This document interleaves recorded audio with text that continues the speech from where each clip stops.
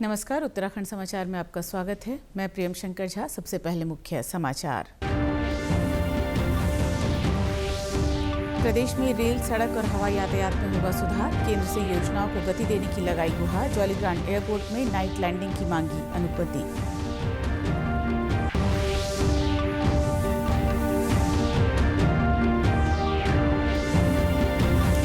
चारधाम यात्रा से पहले व्यवस्थाओं को परखने बद्रीनाथ पहुंचे स्वास्थ्य सचिव। कमेड़ा से बद्रीनाथ तक यात्रा मार्ग व अस्पतालों का लिया जायजा। समय रहते सभी सुविधाएं बहाल करने के निर्देश।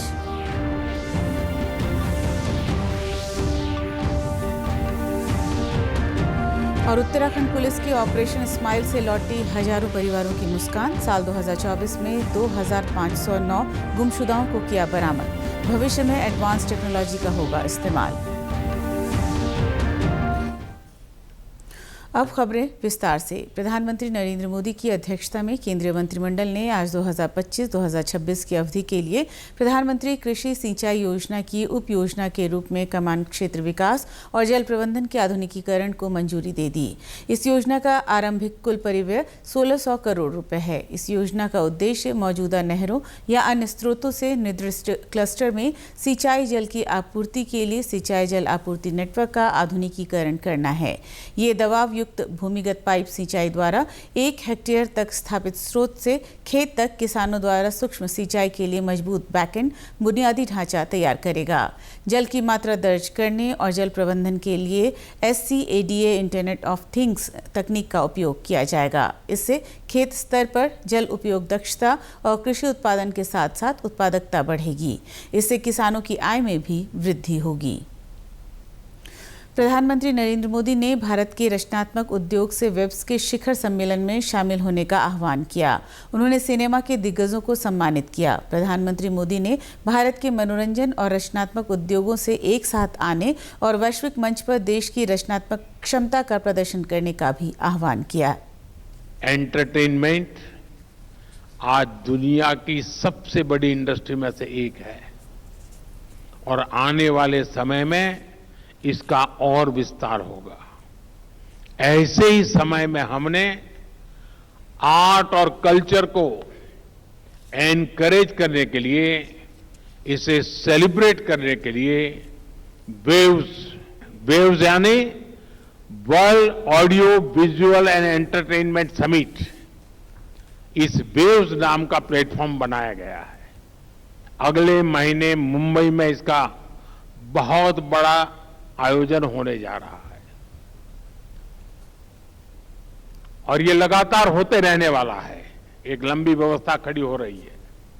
आप सभी जानते हैं हमारे यहां movies, podcast, gaming, music, AR और VR की बहुत वाइब्रेंट और क्रिएटिव इंडस्ट्री है।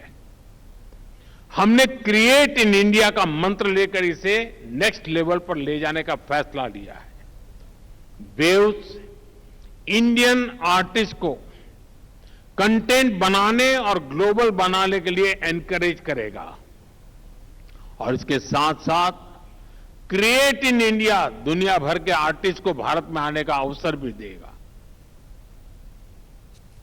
चारधाम यात्रा में बद्रीनाथ धाम के नोडल अधिकारी और स्वास्थ्य सचिव डॉक्टर आर राजेश कुमार ने अधिकारियों को यात्रा शुरू होने से पहले सभी व्यवस्थाएं चाक चौबंद करने के निर्देश दिए।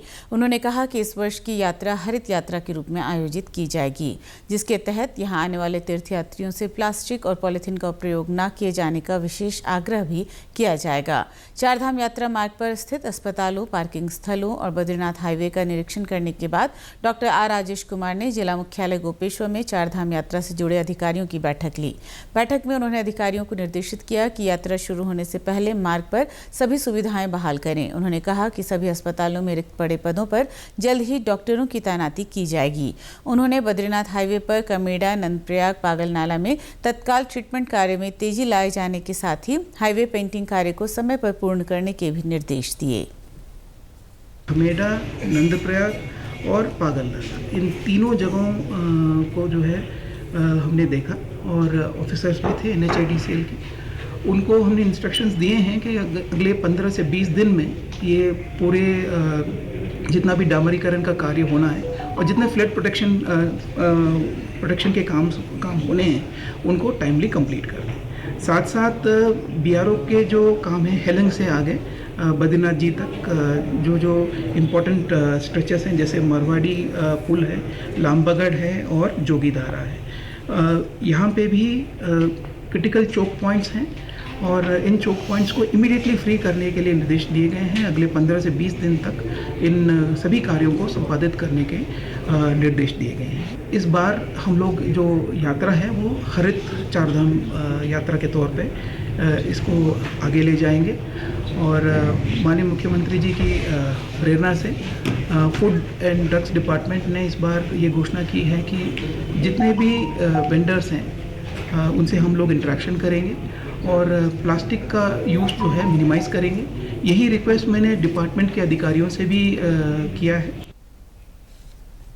मुख्य सचिव आनंद वर्धन ने राज्य से संबंधित प्रकरण में कैबिनेट सचिव तथा भारत सरकार के विभिन्न सचिवों से भेंट की।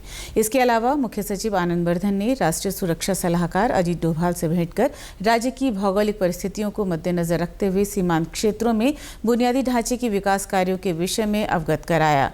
राज्य में सुगम यातायात तथा दूरस्थ कनेक्टिविटी सुदृढ़ीकरण के क्रम में मुख्य सचिव ने रेलवे बोर्ड के अध्यक्ष एवं मुख्य कार्यकारी अधिकारी सतीश कुमार और सड़क परिवहन सचिव वी उमाशंकर तथा नागरिक उड्डयन सचिव से भेंट कर राज्य में संचालित एवं प्रस्तावित योजनाओं के विषय में वृहद चर्चा की।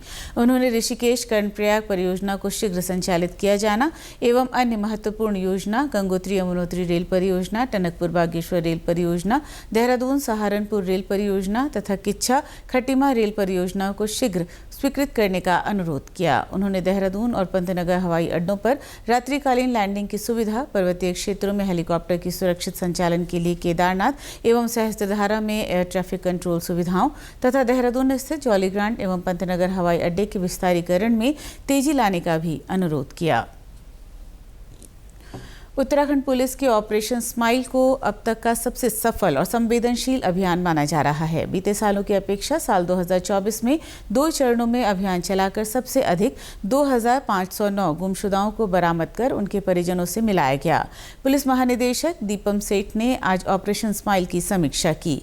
इस दौरान बताया गया कि 1 मई से 30 जून 2024 तक ऑपरेशन स्माइल के पहले चरण में 1370 जबकि 15 अक्टूबर से 15 दिसंबर 2024 तक दूसरे चरण में 1139 गुमशुदाओं को बरामद किया गया। डीजीपी ने कहा कि पुलिस की प्राथमिकता केवल गुमशुदा व्यक्तियों की खोज नहीं बल्कि ये भी सुनिश्चित करना है कि वे फिर से सुरक्षित जीवन जी सकें और किसी भी अपराध का शिकार ना बने। भविष्य में इस अभियान को और अधिक प्रभावशाली बनाने के लिए अगले चरण की जल्द शुरुआत की जाएगी, जिसमें नेट ग्रिड सहित दूसरी एडवांस तकनीक के इस्तेमाल से पुराने मामलों की पुनः समीक्षा कर सालों से लंबित गुमशुदगी के मामलों में बरामदगी की हर मुमकिन कोशिश की जाएगी।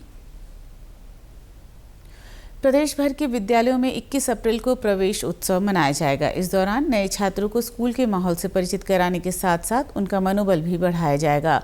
शिक्षा महानिदेशक झरना कमठान ने इस संबंध में निर्देश जारी कर दिए हैं। शिक्षा महानिदेशक के मुताबिक प्रदेश के सभी 95 ब्लॉक में आयोजित होने जा रहे इस कार्यक्रम का मकसद छात्र संख्या को बढ़ाना है। इस दौरान सभी अधिकारियों को स्कूलों में मौजूद रहने के भी निर्देश दिए गए हैं। साथ ही मंत्रियों से भी आग्रह किया गया है कि वे स्कूल पहुंचकर बच्चों का मनोबल बढ़ाएं।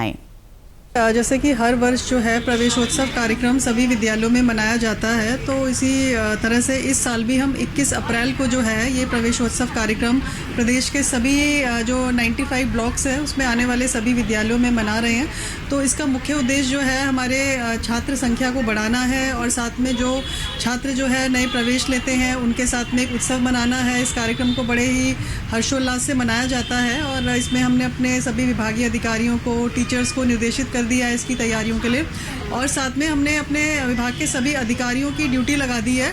सभी वरिष्ठ अधिकारी जो है एक एक स्कूल में जाएंगे और उस कार्यक्रम में उपस्थित रहेंगे। यही नहीं, हमारे जो माननीय मंत्री जी हैं, जो हमारे सचिव महोदय हैं, उनसे भी अनुरोध किया गया है कि वो किसी विद्यालय में जाएं और वहाँ जाके जो हमारे नए एडमिशन्स हुए हैं छात्रों के, उन छात्रों को संबोधित करें और उनका मोटिवेशन लेवल बढ़ाएं। इसी के साथ अभी तक के समाचार समाप्त हुए। दूरदर्शन समाचारों से जुड़े रहें। मिलते हैं फिर शाम 6:30 बजे के बुलेटिन में। नमस्कार।